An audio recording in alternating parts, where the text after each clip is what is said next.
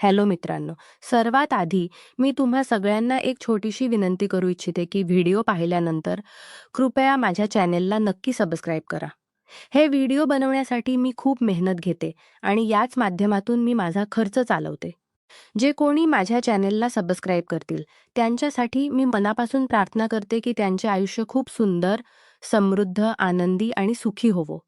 Please, please माझ्या चॅनेलला नक्की सबस्क्राईब करा. इज्जत की अर्थी निकलना किसे कहते हैं। यह कोई मुझसे पूछे, मैं दुल्हन बनी बैठी थी, मेरी बारात आ चुकी थी, मैं बहुत खुश थी। शादी का दिन लड़कियों के लिए नए नए ख्वाब सजाए लेकर आता है, हमेशा ही नए नए ख्वाब सजाए लेकर आता है, जिनको पूरा वह अपनी नई जिंदगी में करती हैं। मैं भी ऐसे ही खूबसूरत ख्वाब सजाएं अपने दोस्तों के साथ स्टेज तक आई थी, जहां मेरी वरमाला होनी थी। मैं स्टेज पर अपने होने वाले पति के बराबर में ही बैठ गई थी। कुछ देर में वरमाला की रस्म शुरू होने वाली थी कि तभी एक ऐसा हंगामा मचा कि मेरी जिंदगी बदल कर रह गई। वरमाला के मौके पर सब लोग ही तेज के इर्द गिर्द ही जम घटा लगाए हुए थे। वरमाला की रस्म को देखने का सबको ही शौक होता है। ऐसा ही कुछ इस वक्त भी था। सब लोग ही स्टेज के इर्द गिर्द ही खड़े थे जब वह आदमी सबको हटाता हुआ स्टेज पर आया था। इससे पहले कि वरमाला की रस्म शुरू होती, वह आदमी कहने लगा, ये शादी नहीं हो सकती।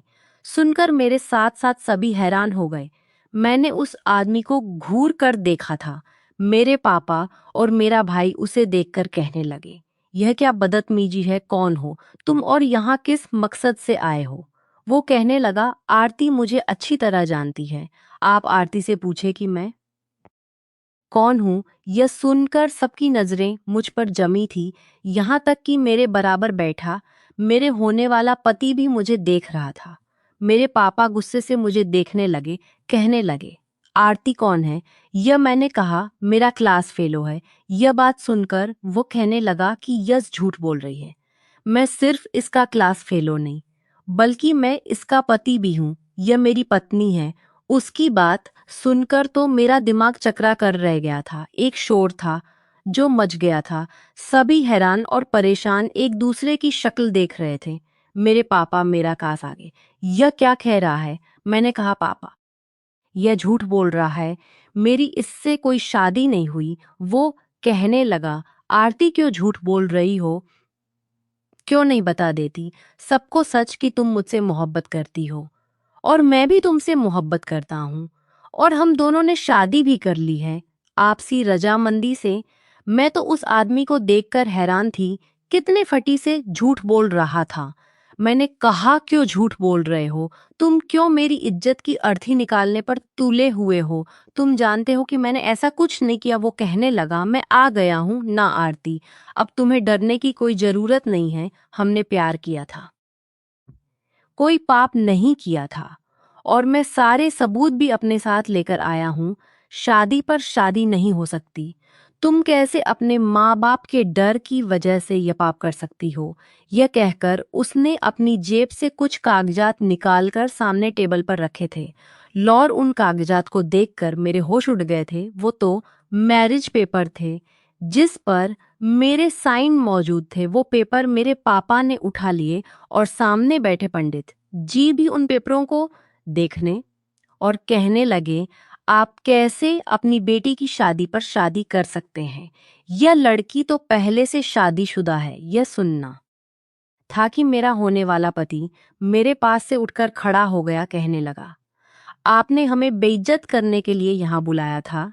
जब आपकी बेटी खुफिया शादी इस लड़के से कराकर अपना मुंह काला कर चुकी थी, तो दोबारा यहाँ पर मेरे साथ शादी करने के लिए क्यों तैयार हो गई। मेरे पापा तो यूं थे कि काटो तो खून नहीं कहर भरी आंखों से मुझे देख रहे थे। मेरी आंखों से आंसू बह लगे। मैंने कहा, नहीं पापा, मैंने इससे शादी नहीं की, यह झूठा है और यह पेपर भी झूठे हैं। वह कहने लगा, पहले इसकी सहेलियों से पूछे, क्या ये मुझे नहीं जानती, क्लास फेलो तो थे ही, लेकिन हमारी मोहब्बत की दस्तान पूरे कॉलेज में मशहूर है। हर वक्त हम साथ साथ रहते थे। इन लड़कियों से भी पूछ ले आप। उसने मेरी कॉलेज की दोस्तों की तरफ इशारा किया जो कि वहीं पर मौजूद थी।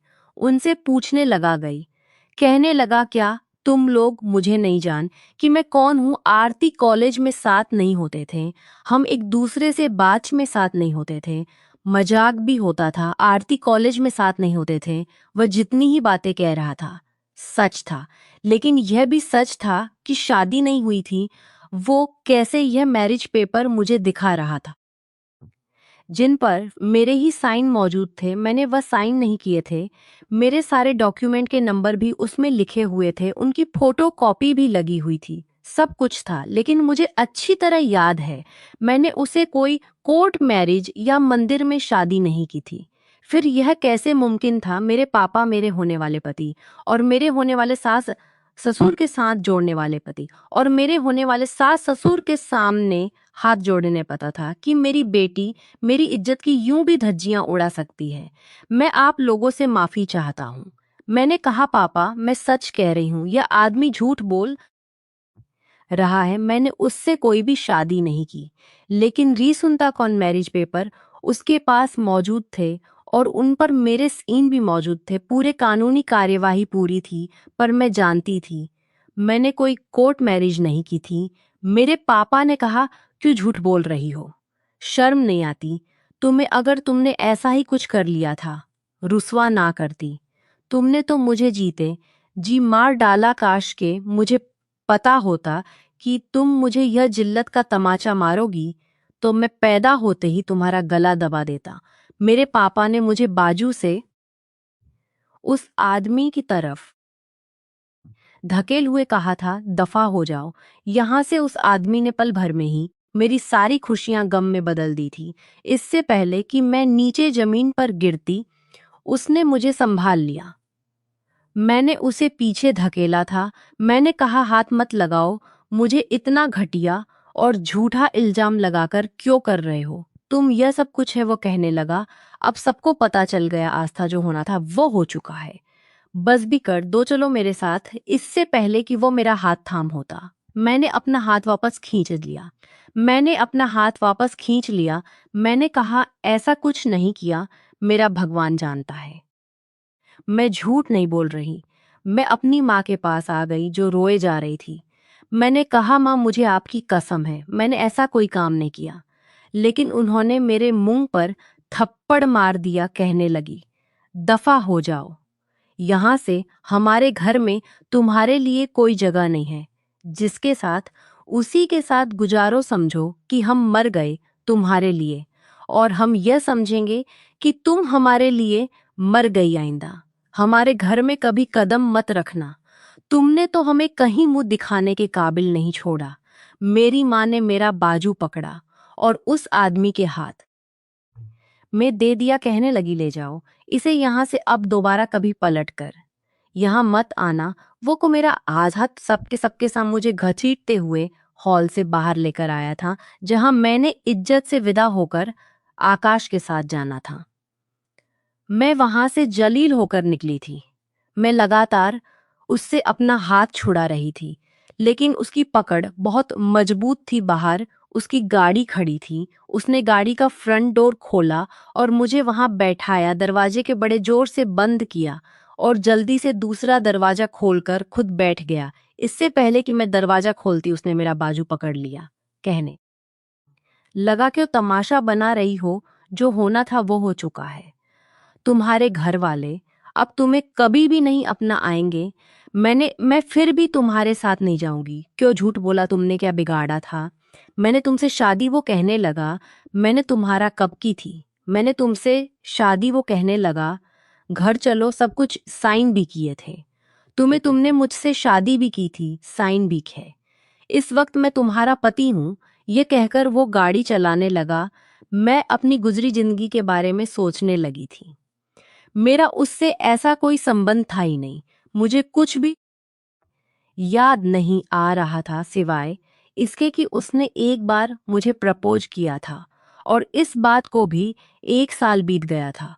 उसने मुझे एक बार कहा था कि वो मुझे पसंद करता है, मुझसे शादी करना चाहता है।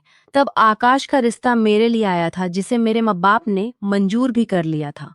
मैंने जज से कहा था कि मैंने कभी भी तुम इस नज़र से नहीं देखा और ना ही मैं तुमसे शादी करना चाहती हूँ, मेरा रिश्ता तय हो चुका है।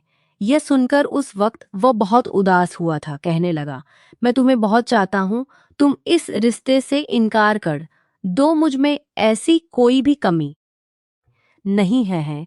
मेरे पास पैसा है, अपने माँ बाप का इकलौता बेटा हूँ, जो चीज चाहे खरीद सकता हूँ, तुम्हें दुनिया जमाने की खुशियां कर दूंगा। मैंने कहा, बात पैसों की नहीं है। आर्यन मेरा दिल नहीं मानता।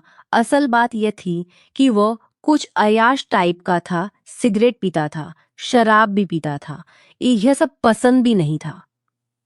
इसके अलावा उसके कई गर्लफ्रेंड भी रह चुकी थी। मुझे यह सब पसंद भी नहीं था। हमारे साथ बातचीत करता था तो मैं भी उससे बात कर लिया करती थी। अक्सर ऐसे होता कि कैंटीन में मैं अपनी दोस्तों के साथ बैठी होती तो वो भी आ जाता, मुझसे नोट्स मांगने लगता तो मैं उसे दे देती थी, बातचीत भी कर लेती थी। मैं नहीं जानती थी कि जबरदस्ती उसका मेरे आगे पीछे घूमना मुझे कॉलेज में सबकी नज़रों में बुरा बना चुका है।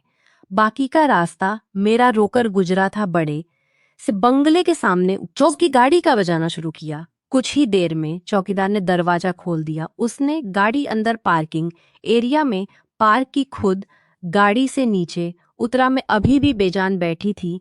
मेरा फ्रंट डोर खोलकर कहने लगा, बाहर आओ। आरती, मैंने उसे शिकवा भरी नजरों से देखा था। अपने आंसू पछे और बाहर निकल आई। मुझे दुल्हन के रूप में देखकर उसका चौकीदार हैरत से मुझे तो कभी आर्यन को देख रहा था। वह मेरा हाथ थामे बंगले के अंदरूनी तरफ ले जाकर लॉन्च का दरवाजा खोलकर घर में दाखिल हुआ। घर में नौकरों के अलावा और कोई भी नहीं था। उसकी माँ जिंदा नहीं थी और उसके पापा ज्यादातर दूसरे देश में रहते थे। उन्होंने वही शादी कर रखी थी। वह घर में अपनी नौकरों के साथ ही रहता था। वह मुझे अपने कमरे में ले गया, जिसका दरवाजा खोलते ही मेरे होश उड़े थे। उसके कमरे की दीवारों पर बड़ी बड़ी मेरी तस्वीर लगी हुई थी। ना जाने उसने कब खींची थी। कहीं मैं हंस रही थी, कहीं मुस्कुरा रही थी, कहीं अपने बालों की लट को अपनी उंगली में घुमा रही थी। ऐसा मैं अक्सर कर जाती थी। मेरी एक एक अदा को इस उसने तस्वीरों में कैद रही हो। अपने कमरे में दीवारों पर सजाया हुआ था। कहने लगा, देख रही हो, मैं तुम्हारी तस्वीर मैंने कैमरे के हर तरफ लगा रखी है ताकि तुम मेरी नजरों के सामने रहो। यह कहकर वो मेरा हाथ थामे अपने बेड पर ले आया। मैं किसी कटी पतंग की तरह बेजान सी उसके साथ जा रही थी। मुझे बेड पर बैठने के बाद कहने लगा कि कैसे मुमकिन था कि मैं तुम्हें किसी और की होने देता। मैंने आज तक जिस चीज को चाहा है उसे पाकर ही दम लिया है। अगर वह चीज मुझे आराम से ना मिले ना तो मैं उसे छीन लेता हूँ। लेकिन यह बात तो पक्की है कि आर्यन मल्होत्रा जिसे चाहता है उसे पा लेता है। मैंने उसके हाथ से अपना हाथ छुड़ाया था। मैंने कहा, मैं कोई चीज नहीं हूँ, जीती जागती इंसान हूँ और तुम्हारे चाहने से मैं तुम्हारी नहीं हो सकती। मुझे तुम अच्छे नहीं लगते। यह कहकर मैं फौरन से खड़ी हो गई। मैंने कहा कि मैं तुम्हारे साथ गुनाह का कोई भी रिश्ता नहीं बना सकती। तुमने यह झूठे शादी के पेपर तैयार किए हैं और मेरे घर वालों को बेवकूफ बना दिया। लेकिन मैं जानती हूँ कि मैंने तुम्हारे साथ कोई शादी नहीं की है, इसलिए मैं तुम्हारी कुछ नहीं लगती और ना ही मैं तुम्हारी अयाशी का सामान बनूंगी। तुमने मुझे हाथ भी खड़ दूंगी या खुद खत्म हो जाऊंगी।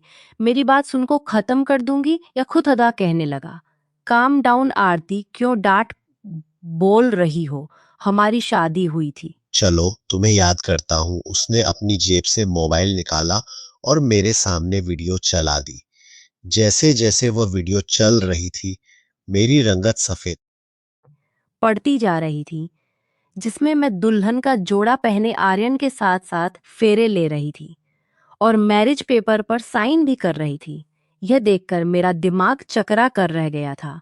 जो कुछ भी वह मुझे दिखा रहा था वह तो हमारे कॉलेज में होने वाला एक नाटक था, एक ड्रामा था और जिसकी मैं और आर्यन मेन कैरेक्टर थे। उस नाटक के अनुसार हमारी शादी होनी थी और हमें मैरिज पेपर पर साइन भी करने थे। मैंने कहा, यह तो एक नाटक था। कहने लगा, तुम्हारे लिए होगा, मेरे लिए तो यह एक शादी थी। कहने लगा, देखो तो सही कैसा हसीन इत्तेफाक था कि इस ड्रामे में तुम्हारा नाम आरती ही था और तुमने साइन भी आरती के नाम से किए थे। मैंने उन्हीं पेपर्स में असली मैरिज के पेपर भी रख दिए थे और वहां पर जिस पंडित ने शादी के मंत्र बोले थे वो भी असली थे, जिसे मैं ही अरेंज करके लाया था। लसारी का जिसे मैं ही कार्यवाही जायज और असली हुई थी। तुम्हारे लिए यह नाटक था और मेरे लिए यह एक पवित्र शादी का बंधन था। तुमने मुझे स्वीकार किया था, साइन भी किए थे, मैंने तुम्हारी मांग में सिंदूर भी भरा था, तुम्हारे साथ फेरे भी लिए थे और तुम मेरी पत्नी बन गई थी। मैं यह सारी बातें सुन रही थी।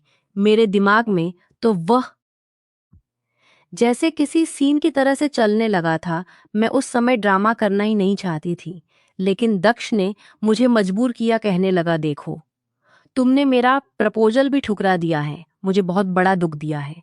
मैं चाहता हूँ हमारी दोस्ती वैसे ही कायम रहे जैसे कि थी। तुम मुझसे शादी नहीं करना चाहती, ना करो, लेकिन मेरे साथ इस ड्रामा में हिस्सा तो ले सकती हो ना।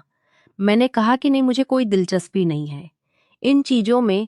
हाँ, मुझे स्पीच देने का शौक था और मैं उसमें हिस्सा लेना चाहती हूँ। कहने लगा, मेरे लिए कर लो। देखो, मैंने पहले कभी तुम्हें किसी चीज के लिए फोर्स नहीं किया। तुमने मेरा प्रपोजल भी ठुकरा दिया, मैंने उस पर भी कुछ नहीं कहा। मेरे लिए क्या इतना भी नहीं कर सकती?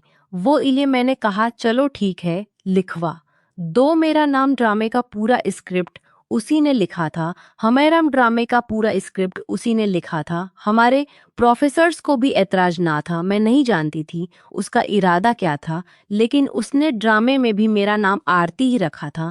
यहाँ तक कि मेरे बाप का नाम भी उसने वही रखा जो कि असल नाम था। कहने लगा, यूनिवर्सिटी के कुछ डॉक्यूमेंट हैं, मैं अपनी सीवी बनवाना चाहता हूँ, लाओ, तुम्हारी भी बनवा देता हूँ। मैंने कहा, मैं खुद बना लूंगी। कहा, मैं बना दूंगा, कोई बात नहीं, बस तुम मुझे कुछ जरूरी कागजात दे दो। उन पेपर में मेरे जरूरी पेपर भी थे जो उसने मांगे थे। मेरे दिमाग में बिल्कुल ही नहीं था कि वह हरकत भी कर सकता है। मैंने उसे वह सारे पेपर्स दे दिए थे, शायद उसने उन्हीं को यूज किया था। अब तक मेरी आंखों से आंसू बह रहे थे। वह कौन सी घड़ी थी जब मैंने उसे स्टेज पर ड्रामा करते हुए अपना पति स्वीकार किया था। उसने मेरी मांग में सिंदूर भरा था, मेरे साथ साथ फेरे लिए थे और मैंने मैरिज पेपर पर साइन भी किए थे। यह सब कुछ एक साजिश के तहत किया गया था। इसमें मेरी रजामंदी बिल्कुल भी शामिल नहीं थी। मैं इन्हीं सोचों में गुम थी जब मुझे अपने चेहरे पर किसी के हाथों का स्पर्श महसूस हुआ। वो मेरे आंसू पोंछने लगा। मैं इस शादी को नहीं मानती, मैंने इसे दिल से स्वीकार नहीं किया था। वह सब ड्रामा था, मैं सच्चाई को नहीं जानती थी। कहने लगा, छोड़ो भी इन बातों को, शाई को नहीं, शादी हो चुकी है, साइन भी तुमने कर दी हैं, अपने नाम के ही किए थे साइन, और देखो शादी इसी तरह होती है। असल शादी में कोई दूसरे रीति रिवाज नहीं होते। और मुझे बोर मत करो, ये कहकर वो मेरे करीब आने लगा, लेकिन मैं उसे पीछे कर दिया। मैंने कहा, खबरदार, तुम लोगों से झूठ बोल सकते हो, लेकिन मैं जानती हूँ कि अगर लड़की की रजामंदी शामिल ना हो तो शादी का कोई मतलब नहीं होता। मेरे साथ तुमने बहुत ही घटिया चाल चली थी, मुझे किसी बात की जानकारी नहीं थी।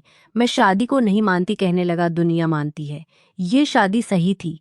ये कहकर उसने मुझे अपने बाहों में लिया। कहने लगा, बाकी का यकीन मैं तुम्हें आज की रात दिला दूंगा कि मैं तुम्हारा क्या लगता हूँ। बहुत तड़पा हूँ तुम्हारी संगत के लिए, बड़ी मुश्किल से तुम्हें हासिल किया है। जबरदस्ती का एक रिश्ता जो उसके नजदीक जायज था, लेकिन मेरे नजदीक बिल्कुल नाजायज था। लेकिन मेरे लाख रोने गिड़गिड़ा पर भी उसने अपनी ख्वाहिश पूरी की थी। मेरी चूड़ी मेरी हालत की तरह बेड पर टूटकर बिखरी पड़ी थी। वह सो चुका था और मैं यूं थी कि मुझे अपने आप से घिन महसूस हो रही थी। मेरा जी चाहा मैं अपने आप को खत्म कर दूं। मैं बेड से उठकर खड़ी हो गई, दरवाजा खोलकर बाहर जाने लगी, लेकिन दरवाजा नहीं खुल रहा था, शायद लॉक था। मैं भागना चाहती थी, लेकिन दरवाजा खुलने का नाम नहीं ले रहा था। मैं कमरे में इधर उधर निगाह दौड़ाई की, कहीं मुझे कोई खिड़की नजर आ जाए। तो मैं वहीं से कूद जाऊं, बेशक मैं मर जाती। लेकिन मैं इस आदमी के साथ एक कमरे में रहना ही नहीं चाहती थी। खिड़की मौजूद थी, लेकिन उसके ऊपर लोहे का जंगला लगा हुआ था। मैं चाहकर भी वहां से बाहर निकल नहीं सकती थी। हर कोशिश करने के बाद मैं बेबस होकर सोफे पर बैठ गई और अपनी किस्मत पर फुट फुट कर रोने लगी। मुझे अपनी शादी के भारी जोड़े से भी नफरत महसूस हो रही थी। मैंने उसकी अलमारी खोली तो मैं हैरान रह गई थी। उसके कबर्ड में उसके कपड़ों के साथ साथ बहुत से लेडीज कपड़े भी थे जो हैंगर में लगे हुए थे। मैंने एक सादा सा ड्रेस निकाला। वो बिल्कुल ऐसा था कि जैसे मेरे ही नाप का सिला हो। पता नहीं वो कब से मेरे खिलाफ साजिश कर रहा था। मैं कपड़े बदलने वॉशरूम में चली गई। अपने आप को रगड़ रगड़ कर धोने लगी ताकि उसका स्पर्श, मेरे आंसू लगातार बह रहे थे। पाप का एहसास इंसान को कहीं का नहीं छोड़ते। पाप का एहसास इंसान को कहीं का नहीं छोड़ता। जब थकन से बेहाल चुकी थी, रात भर की जगी हुई थी, इसलिए सोफे पर जाकर लेट गई। मेरी आंखों में गहरी नींद उतरने लगी। शायद शादी की भागदौड़ और 24 घंटे जगने की वजह से मैं बहुत जल्दी गहरी नींद में जा चुकी थी। जब मेरी आंख खुली तो मेरा 12 से खोलने लगी, लेकिन वह अभी भी लॉक था। कमरे का दरवाजा दोबारा से खोलने लगी, लेकिन वह अभी भी लॉक था। उस आदमी ने मुझे कैदी बनाकर रखा हुआ था। मैंने कहा, दरवाजा खोलो, मुझे यहाँ नहीं रहना। लेकिन मेरी आवाज जैसे कोई सुनने वाला नहीं था। मुझे गुस्सा आने लगा। ड्रेसिंग टेबल पर परफ्यूम मैंने दीवार पर मारने शुरू कर दिए।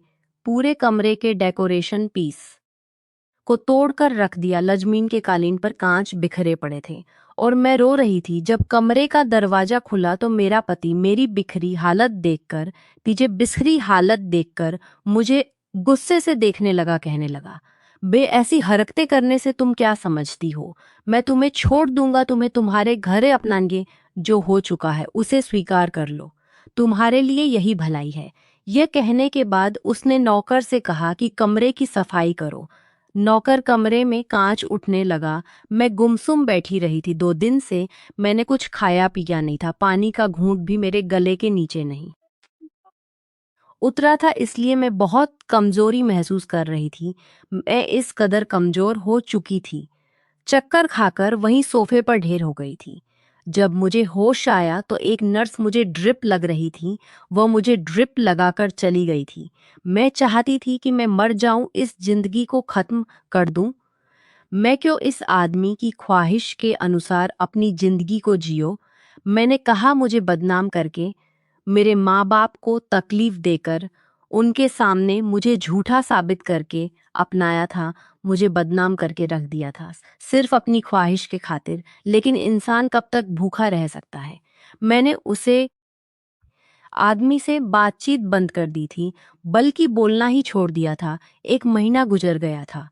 मैं उसी कमरे में कैद थी। एक बार वह कमरे में आया, कहने लगा, अगर तुम अपनी जिद छोड़ दो तो मैं तुम पर से सारी पाबंदियां हटा दूंगा। लेकिन उसके लिए भी मुझे छोड़कर भागोगी नहीं। तुम्हें अंदाजा नहीं है कि मैं तुमसे कितनी मोहब्बत करता हूँ। मोहब्बत तो छोटा शब्द है। शायद तुमसे मुझे इश्क हो गया है। मुझे इश्क हो गया है। अगर तुम भी मेरी मोहब्बत का जवाब मोहब्बत से दो तो मैं तुम्हें आज़ाद कर दूंगा। मैं चाहता हूँ कि मेरी मोहब्बत का जवाब तुम भी मोहब्बत से दो। तुम मुझसे लड़ती, वो मुझे अपने करीब नहीं आने देती। मैं जबरदस्ती कर कर के थक चुका हूँ। एक नॉर्मल जिंदगी जीना चाहता हूँ। तुम्हारे साथ मैंने उसे कोई जवाब नहीं दिया था। मेरे दिल में उसके लिए सिर्फ एक जज्बा था और वो था नफरत का। जब मैंने कुछ भी नहीं कहा तो वो कहने लगा, चलो ठीक है, मुझे माफ कर दो। मैं मानता हूँ मेरा तरीका गलत था, लेकिन मैंने सच में तुमसे मोहब्बत की थी। वो मेरे सामने हाथ जोड़ने लगा, लेकिन मैंने उसकी तरफ देखा तक नहीं था। वो मेरी विनती करता रहा, हाथ जोड़कर मुझसे माफिया मांगता रहा, लेकिन ना तो मैंने उसकी तरफ देखा, ना ही कोई शब्द अपने मुंह से कहा था। एक चुप थी जो मैंने साध ली थी, और मेरी वह चुप उसे बर्दाश्त नहीं हो रही थी। वह मेरे पास आता था तो मैं नजर भी नहीं उठाती थी। मुझे अपनी जिंदगी से नफरत हो गई थी। अब मुझसे कहने लगा था कि मैं उससे मोहब्बत करूं। उसकी मोहब्बत का जवाब मोहब्बत से दूं, उसकी तरफ देखो, उससे बातें किया करूं। लेकिन मैं चुप थी, उसे कुछ भी नहीं कहती थी। वक्त गुजरने लगा था। मुझे यहाँ रहते हुए 4 महीने का समय गुजर गया था। कई बार वह मेरी विनती कर कर के थक चुका था। कहता, अगर तुम्हें लगता है कि तुम्हारी नजरों में यह शादी नहीं है तो मैं दोबारा तुमसे शादी करने के लिए तैयार हूं। बस तुम मुझे दिल से स्वीकार कर लो, लेकिन चुप मत रहा करो। ऐसा करो, मुझसे लड़ लो, मुझे बुरा भला कह लो, लेकिन यह चुप अपने होठों से हटा दो। तुम्हारी चुप मुझे बेचैन करने लगी है। लेकिन मैं उसके किसी सवाल का जवाब नहीं देती थी। मैं यह जाहिर करती जैसे कि वह कमरे में है ही नहीं, उसे देखती तक नहीं थी। अब तो वह कमरे का दरवाजा लॉक भी नहीं करता था। कई बार दरवाजा यूं ही खुला छोड़ जाता, लेकिन अब मुझे बाहर जाने से डर महसूस होने लगा था। मैं दुनिया का सामना करना ही नहीं चाहती थी। अब रात को जब वो कमरे में आता तो मैं चुपचाप बैठी उसे देखती रहती। फिर अपनी बेड की साइड पर लेट जाती कि उसकी जो मर्जी हो मेरे साथ कर ले। अब मैं उसे मना नहीं करूंगी। मेरी इस हरकत पर वो मुझसे अब नजरें चुरा जाता था। मुझसे पूछता कि तुमने कुछ ठीक से खाया या नहीं, तुम्हें किसी चीज की जरूरत हो तो मुझे बताओ। लेकिन मेरी चुप वैसी की वैसी ही थी। अब वो बहुत ज्यादा सिगरेट पीने लगा था। रात भर सिगरेट शराब पीने लगता। जब उसे गुस्सा आता तो मुझ पर चिल्लाने लगता, कहने लगता, मुझे तुम्हारी मोहब्बत चाहिए, मुझसे मोहब्बत करो, कहो कि तुम मुझसे मोहब्बत करती हो। उसका मेरे शरीर पर बस था, लेकिन मुझ पर नहीं, नहीं मेरी जुबान पर और ना ही मेरे दिल पर। जबरदस्ती मेरे शरीर को वह इस्तेमाल कर सकता था, लेकिन मुझसे मोहब्बत करवा नहीं सकता था। उसे क्या लगता कि मैं रोंगी पिटूं, उसे बुरा भला कहूंगी और उसके बाद उसकी बेतहाशा मोहब्बत देखकर मैं पिघल जाऊंगी। उसे अपना लूंगी, उसके साथ खुशी खुशी की जिंदगी की शुरुआत करूंगी। लेकिन ऐसा नहीं होता। उसने मेरे माँ बाप को बदनाम करके रख दिया था। मेरी इज्जत की धज्जियां उड़ाकर रख दी थी। सबके सामने मुझ पर बदनामी का दाग लगाया। जबरदस्ती मुझे अपने साथ ले आया था। एक झूठ के रिश्ते की बुनियाद पर वह मुझ पर अपना हक जमाता था। मेरे साथ रिश्ता भी बनाता था। कैसे मैं उसे माफ कर सकती थी? एक बार वह मेरे करीब आने लगा तो कहने लगा, क्या चाहती हो तुम, मुझे बताओ, जो तुम चाहती हो मैं वैसा हो जाता हूँ। लेकिन मेरे साथ पत्थर बनकर मत रहा करो। मैं तुम्हारे पास आता हूँ तो लगता है जैसे किसी बेजान पत्थर के पास आता हूँ। मुझे तुम्हारी मोहब्बत, मुझे तुम्हारी चुप बर्दाश्त नहीं होती। मुझे तुम्हारी चुप ने अंदर ही अंदर मार दिया है। पहली बार मैंने उसकी आंखों में झिलमिलाते हुए आंसू देखे थे। मेरा जी चाहा कि उसकी इस हालत पर हंसू कह लगाऊं। वह हर चीज को हासिल कर सकता है, लेकिन मेरे दिल में अपनी मोहब्बत पैदा नहीं कर सका था और ना ही मेरी मोहब्बत को हासिल कर सका था। अब वह पूरी पूरी चैन रात बेचैनी से जागता रहता था और उसे यूं बेचैन और परेशान देखकर मैं सुकून से रहती थी। मुझे बड़े सुकून की नींद आती थी, लेकिन वह अब डिप्रेशन की गोलियां खाने लगा था। उसे मेरी मोहब्बत चाहिए थी। जब उसको नहीं मिली तो अब वह बीमार रहने लगा था। आंखों के नीचे काले गड्ढे पड़ने लगे थे। बेतहाशा सिगरेट पीने लगा था। एक बार मुझसे कहने लगा, मैं तंग आ गया हूं इस जिंदगी से, मुझे बताओ क्या चाहती हो तुम। या तो मेरे साथ मोहब्बत वाला रवैया रखो या फिर मुझसे तलाक ले लो। मैं तुम्हें तलाक भी दे देता हूँ, वापस लौट जाओ। मैं तुम्हारे घर वालों के सामने अपनी गलती भी मानने को तैयार हूँ। जिस दर्द से मैं गुजर रहा हूँ, मुझे उससे छुटकारा चाहिए। मैंने कहा, तुम मेरी इज्जत मुझे वापस कर सकते हो। इन 4-5 महीना के बाद मैंने उससे बस एक ही सवाल पूछा था, जिसका उसके पास कोई जवाब नहीं था। मैंने मुस्कुरा कर उसे देखा। मैंने कहा, इज्जत एक बार चली जाए ना तो वापस नहीं आती। तुम्हें लगा तुम मुझे जबरदस्ती हासिल करोगे, मुझ पर अपनी मोहब्बत निछावर करोगे और मेरे दिल में अपनी मोहब्बत पैदा कर लोगे, मैं तुम पर जान इछावर करने लगूंगा। मुझसे तुम्हें मोहब्बत होती तो तुम मेरी इज्जत का ख्याल रखते। मुझे यूं बेइज्जत करके जबरदस्ती अपनाने की कोशिश नहीं करते। तुम्हें लगा शायद तुम ऐसा जबरदस्ती करोगे तो मैं इस तरह धीरे धीरे तुम्हारे को, तुम्हारी दौलत को और तुम्हें स्वीकार कर लूंगी। तुम्हें शायद औरत की नफरत का अंदाजा ही नहीं। मेरे दिल में तुम्हारे लिए सिर्फ एक जगह है और वह है नफरत का। उसका रोना, गिड़गिड़ाना मुझ पर बेअसर था। कहने लगा, मुझे समझ आ गया है, औरत को उसकी मर्जी के बिना हासिल करना आसान नहीं है। मैंने कहा, अगर तुम चाहते हो कि मेरी तकलीफ थोड़ी सी कम हो जाए तो मेरे साथ दोबारा शादी कर लो, क्योंकि मैं रोज रोज तुम्हारे साथ पाप नहीं कर सकती थी। भले ही उसकी नज़र में वह शादी थी, लेकिन मैं इस शादी को नहीं मानती थी। जब भी वो मेरे करीब आता तो मुझे ऐसा लगता है कि एक गैर मर्द मेरे करीब आता है। उसने मेरे कहने पर खुशी खुशी मुझसे दोबारा शादी भी कर ली थी, इस उम्मीद पर कि शायद मेरे दिल में उसकी मोहब्बत पर पनप अपने लगे। लेकिन ऐसा नहीं हुआ था। अब तो उसने मेरे करीब ही आना छोड़ दिया था। दूसरे कमरे में सोने लगा था। मैंने देखा वो ऑफिस भी नहीं जाता था।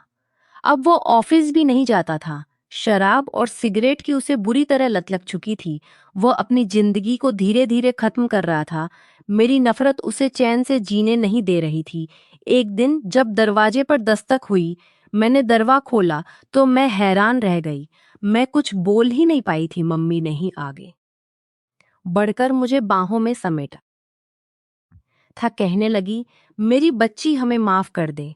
हमने तेरे साथ बहुत बड़ा जुल्म किया है। मैंने देखा पीछे आर्यन भी खड़ा था, जो शर्मिंदा शर्मिंदा सा नजरें झुकाए हुए था।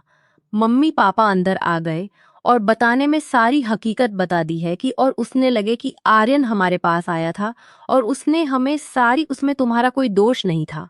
उसने तुम्हारे साथ धोखे से शादी की थी, गलती हमारी थी जो हम ही अपने खून पर भरोसा नहीं कर पाए। मेरे माँ बाप मुझसे माफ़ी मांग रहे थे। मेरे माँ बाप की नज़रों में मेरी इज्जत बहाल हो चुकी थी। पहली बार आर्यन ने कुछ ऐसा काम किया था कि उसके लिए मेरे दिल में नरम गोसा पनपने लगा था। मम्मी पापा मुझे घर आने कहकर वापस ले गए थे। अगले दिन मैं और आर्यन अपनी मायके भी गई थी। मम्मी पापा ने मुझे हाथों हाथ लिया था। यह सब देखकर मेरे दिल में सुकून उतर आया था। मेरे चेहरे पर फैली मुस्कुराहट देखकर आर्यन भी बहुत खुश था। एक दिन मेरे बचपन की सहेली मुझसे मिलने आई थी। इधर उधर की बातें करने के बाद उसने मेरे और आर्यन के रिश्ते के बारे में पूछा था। उसे भी पता था कि मेरी शादी किन हालातों में हुई थी। मैंने उसे सारी बात बता दी, कुछ भी नहीं छुपाया था। रीमा मुझे समझाने लगी, देख आरती, जो हुआ अच्छा नहीं हुआ, लेकिन यह भी सच है कि अब आर्यन ही तेरा पति है और फिर उसने तेरे कहने के अनुसार तुझसे दोबारा शादी भी कर ली है। मुझे लगता है अब तुझे उसे माफ कर देना चाहिए और वह इस बात का हकदार भी है और तेरे माँ बाप को सच्चाई भी है। इन 6 महीने में इज्जत तुझे वापस दिलाई है। इन 6 महीने में जितनी तकलीफ आर्यन सह चुका है वह कम नहीं है। उसके लिए अगर वह ऐसे ही खुद को सजा देता रहा तो वह दिन दूर नहीं कि वह अपनी जिंदगी बहुत जल्दी खत्म कर लेगा। रीमा की बात सुनकर मुझे पहली बार एहसास हुआ था कि आर्य मेरे रवैये की वजह से धीरे धीरे मौत की तरफ जा रहा था। और उस दिन पहली बार मैंने आर्यन के लिए खुद को सजाया था, उसके पसंद का खाना भी बनाया था।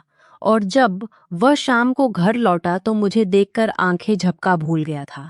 खाने की टेबल पर पहली बार मैंने और दक्ष ने एक साथ खाना खाया था। वह बहुत खुश था। यह सब करके पता नहीं क्यों मेरे दिल को भी सुकून मिला था। हालांकि मैं तो आर्यन से नफरत करती थी, फिर उसे खुश देखकर मेरे दिल को सुकून क्यों हो रहा था। और जब वह सोने के लिए अपने कमरे में जाने लगा तो मैंने कहा, आर्यन पति पत्नी एक ही कमरे में सोते हैं, अलग अलग कमरों में नहीं। मेरे मुंह से यह सुनना था कि आर्यन खुशी से उछल पड़ा था और उसने मुझे बाहों में भर लिया था।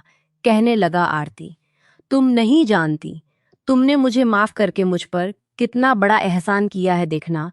मैं तुम्हारी झोली खुशियों से भर दूंगा, तुम्हें कभी कोई गम नहीं आने दूंगा। मैं भी इतने महीनों की तकलीफ सह सह थक चुकी थी। मैंने भी सुकून से आर्यन के कंधे पर का टिका दिया था।